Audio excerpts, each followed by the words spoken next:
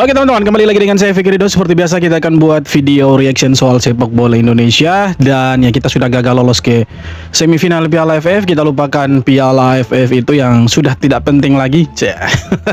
Sekarang kita fokus ke bulan September di mana ada FIFA ASEAN Cup. Dan di sanalah kita akan tunjukkan bahwa dengan full squad Indonesia bisa bicara banyak dan membungkam negara-negara ASEAN. Wah, let's go bro. Oke, jadi seperti apa video reactionnya? Mari kita simak sama-sama. Let's go.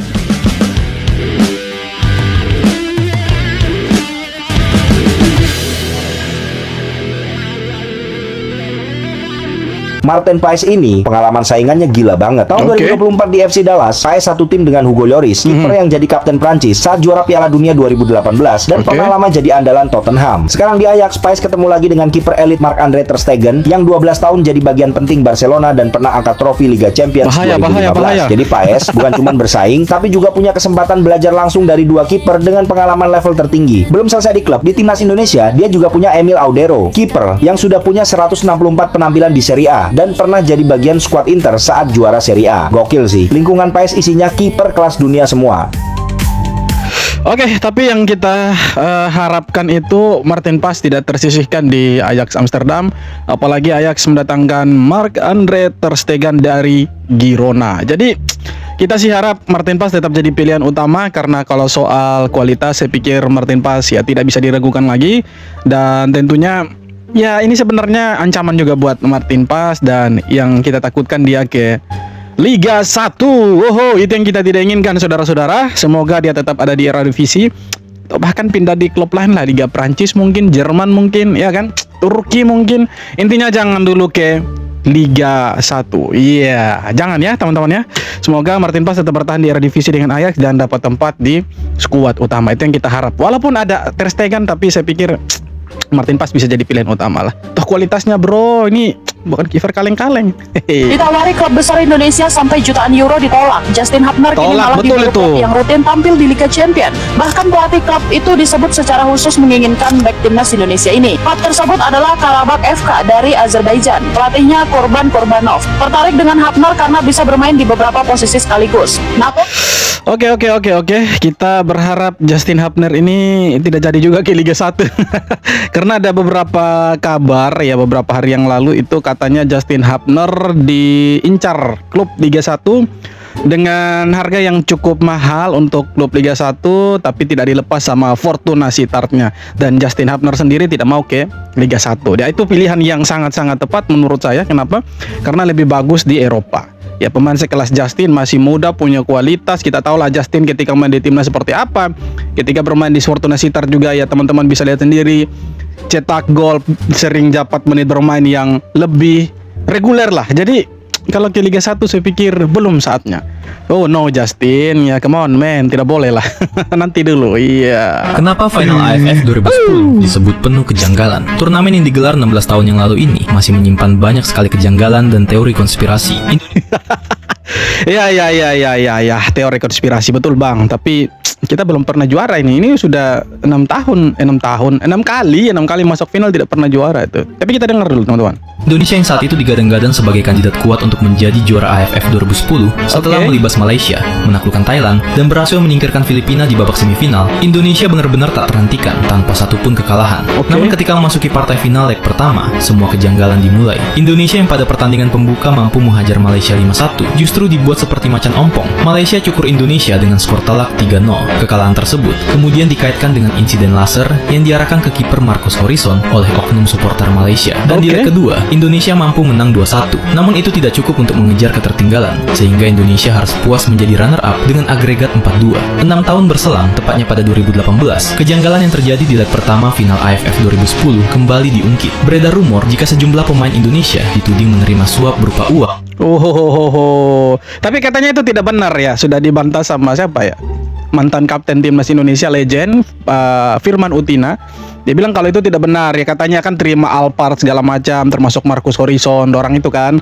Tapi kan udah dibantah itu tidak benar ya. Menurut pemain-pemain yang bermain waktu itu teman-teman. Tapi kita dengar dulu nih selanjutnya. Rumah dan bahkan mobil Alphard Nah, untuk itu dia. sengaja mengalah di turnamen tersebut. Para mantan pemain yang dikaitkan dengan isu tersebut Hamka, tinggal diam. ya. Mereka memberikan Aman. klarifikasi dan membantah rumor yang beredar. Tak ada investigasi dan tak ada bukti. Pada akhirnya semua hanya menyisakan sebuah teori konspirasi. Oke, memang ini jadi satu pertanyaan mendasar untuk semua supporter ya. Kenapa timnas Indonesia di ajang AFF ini seperti timnas yang setara dengan Timor Leste gitu. Tidak pernah juara. Bahkan kemarin ketika kita gagal ke semifinal ya, itu saya pikir kita harus menerima ya hujatan demi hujatan, troll demi troll dari negara-negara tetangga. Bahkan kita disamakan dengan Kamboja, dengan Timor Leste, karena yang masuk semifinal kemarin itu sudah pernah juara semua. Malaysia sudah pernah 1 kali, Singapura, Thailand, Vietnam, mereka ini para juara. Nah, Indonesia sejajar dengan Timor Leste. Bahkan mereka buat meme di mana lemari Indonesia itu, lemari trofi isinya bendera Belanda dengan sarang laba-laba. Tapi saya pikir itu tidak perlu ditanggapi dengan terlalu berlebihan. Saya pikir hal-hal semacam itu wajar kalau ada di dunia sepak bola, apalagi di media sosial. Troll demi troll itu saya pikir ya kecil lah.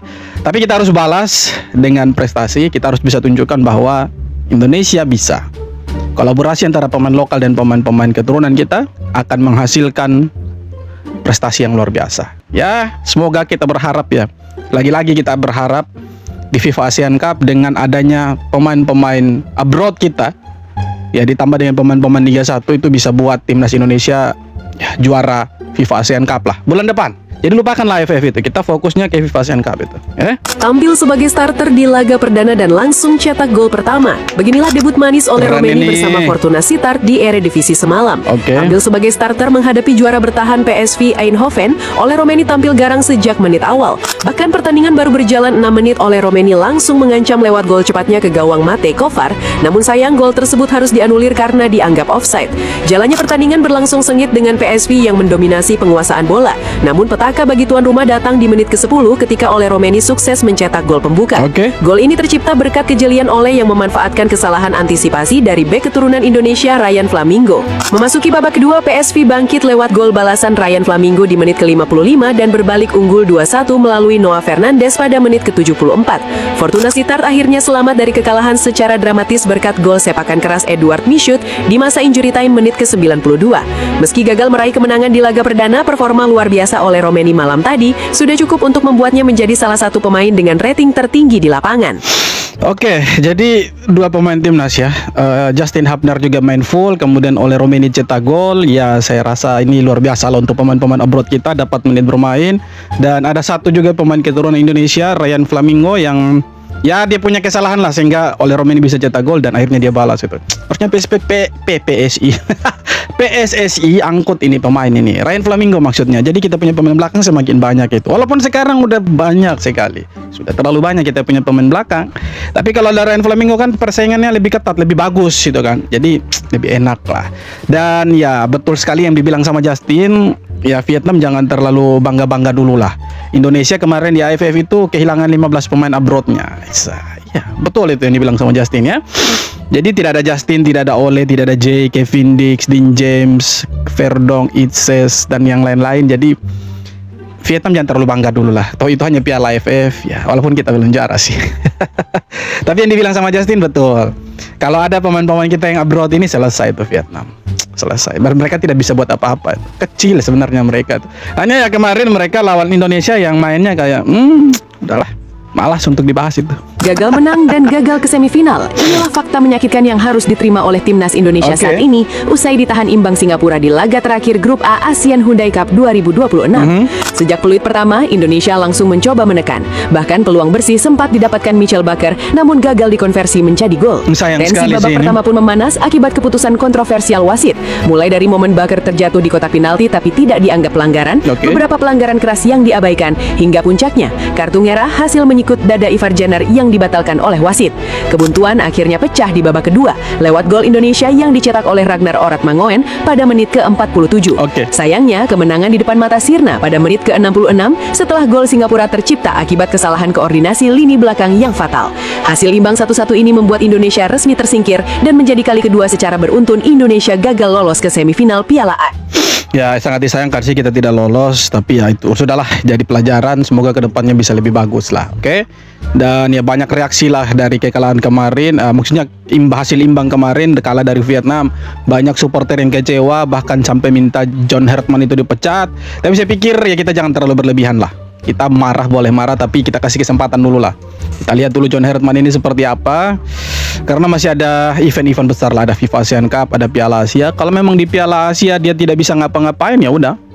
Mau tidak mau kita bersuara supaya PSSI pecat John Hertman, ya. Dan hasil kemarin ya sangat-sangat memalukan lah untuk kita. Saya pikir seperti itu teman-teman. Kita semua kecewa, pastinya kecewa. Tapi tenang, kita itu tidak lengkap lah pemainnya itu ya. Tidak ada Jaitzes dan lain-lain. Kalau lengkap kemarin itu mungkin selesai itu. Kita masih punya FIFA Asian Cup yang pastinya FIFA Asian Cup ini akan ada semua pemain-pemain abroad kita. Yang bermain di luar itu pasti akan dipanggil semua karena ini resmi dari FIFA, masuk kalender FIFA. Jadi pastinya kita bisa lihat pemain-pemain kita yang bermain abroad itu kembali ke timnas dan kita bisa balas dendam ke Singapura kemarin ya, Vietnam atau Malaysia. Kita bisa kasih paham mereka, ini loh Indonesia kalau full squad, kalian tidak bisa ngapa-ngapain. Ya jadi jangan terlalu kecewa lah, kita masih punya FIFA Asian Cup itu. Lebih bergengsi itu, bro. Tak punya pengalaman jadi wasit utama, bahkan namanya tidak ada dalam daftar nama resmi wasit elit FIFA. Hei, kok bisa dia jadi wasit ini? Ada apa dengan AFF ini? Oh, sudahlah, sarang mafia. Mungkin inilah alasan mengapa wasit di pertandingan Singapura versus Indonesia berjalan dengan sangat kontroversial. Karena fakta sebenarnya wasit asal Oman yakni Abdullah Salim Halfan Al-Amuri tidak pernah menjadi wasit utama di level internasional. Terbukti dari keputusannya yang dinilai sangat labil di atas lapangan. Ia terlihat sangat ragu memberikan pelanggaran, bahkan ada momen back pass jelas dari pemain Singapura ke kiper yang dibiarkan begitu saja. Puncaknya, sang pengadil seolah amnesia karena hampir tidak ingat telah memberikan kartu kuning kedua yang berujung kartu merah kepada Song Uyong sebelum akhirnya dianulir secara drama lewat VAR. Alhasil, kepemimpinan yang minim jam terbang ini sukses bikin netizen naik pitam karena merugikan skuad asuhan John Hertman hingga Garuda tersingkir dari Piala AFF 2026. Tapi ada satu momen di mana waktu itu dia kayak ragu-ragu begitu mau tunjuk itu bolanya Indonesia atau bolanya Singapura itu. Tapi dia lihat dulu hakim garis tunjukannya arah ke mana baru dia ikut itu. Jadi lucu sih wasit ini, kalau dia tidak punya lisensi untuk ya pimpin pertandingan internasional ya kenapa dikasih? Ya mungkin wasit pemula lah, jadi wajar lah kita dirugikan dari wasit ini. Tapi ya bagaimanapun dirugikan sama wasit, tapi harusnya permainan kita harus lebih bagus dong, ya kan? Harus punya plan B lah, pemain harus kreatif lah. Ini kan sama saja, jadi ya udahlah percuma lah. 2 tahun lalu ngimpi timnas Indonesia ke Piala Dunia. Sekarang lolos semifinal kompetisi Piala Ciki aja babak belur. Selamat datang kembali di tanah penuh realita, wahai fans timnas Indonesia. Setelah 2 tahun kita melayang tinggi di awan-awan impian kualifikasi Piala Dunia 2026, akhirnya timnas Garuda kesayangan kita resmi kembali ke setelan pabrik. Selamat ya. Ekspektasi kita dibanting rata dengan tanah cuma dalam satu turnamen antar kecamatan ASEAN. Nonton laga lawan Singapura barusan tuh benar-benar ujian iman. Bukan karena lawan main bagai Real Madrid, bukan. Tapi karena timnas kita hobi banget menahan bola di tengah lapangan. Bola itu diolah, ditahan, diputar-putar. Seakan-akan bola itu barang antik mahal yang sayang banget kalau dioper ke depan. Yang lucunya kita itu butuh gol, butuh poin lah, butuh kemenangan lah intinya. Tapi kita justru kiper, ada satu momen di mana Cahya itu delay bola, itu yang membuat kita semua jengkel dan maki-maki. Bayangkan kita lagi butuh gol, lagi kejar gol, ini waktu cuma 90 menit plus 4 atau 7 menit lah. Tapi bro berpikir kalau imbang menang gitu, apa lolos semifinal itu. Bro delay bolanya. Ya ampun. Saya pikir aduh, ini sebenarnya kita butuh hasil imbang atau hasil menang sih. Tapi kan waktu itu kalau kita lihat memang Indonesia butuh hasil menang. Karena pasti kita kan kalah head to head dengan Vietnam itu kan. Jadi mau tidak mau suka tidak suka lawan Singapura harus mati-matian. Lah ini kita putar-putar di tengah, di belakang, crossing seperti tidak ada kreativitas lah. Dan akhirnya ya betul kita dihukum kalah. imbang maksudnya, dan gagal lolos ke semifinal. Bayangkan bro, skuad mewah gagal ke semifinal. Sudah lengkap lah ceritanya itu. episode 1 episode terakhir selesai itu bro, lengkap udah ceritanya itu. Tapi tenang, lupakan piala AFF, kita fokus ke FIFA ASEAN Cup ya. FIFA ASEAN Cup nanti September, dan masih ada kualifikasi Piala Asia U20 ya. Itu nanti Indonesia satu tim juga, satu grup maksudnya. Satu grup dengan Malaysia. Semoga ya timnas usia muda ini, kelompok umur bisa berjaya juga. Apalagi mereka nih U20, ada Matthew Baker. Jadi mereka nih pemain-pemain yang kedepannya bisa menggendong timnas senior lah, masa depannya timnas senior lah. Semoga mereka bisa bicara banyak di kualifikasi dan bisa lolos ke putaran final nantinya ya. Habis itu ada FIFA ASEAN Cup. Ya, kita juga harap FIFA ASEAN Cup ini kita bisa bercerita banyak lah, tidak hanya selesai di ya babak penyisihan seperti AFF, karena ini kan dibagi dalam 2 grup, ada grup A dan grup B, kemudian divisi 1 dan divisi 2. Jadi kita harap di divisi 1 Indonesia jadi juara lah ya. Kita harapnya begitu teman-teman, semoga bisa lah ya. Oke, jadi itu dia beberapa video tanggapan komentar dari netizen. So, seperti apa tanggapan kalian? Silahkan tulis kolom komentar. Terima kasih banyak. Kita jumpa lagi di video-video berikutnya. Thank you.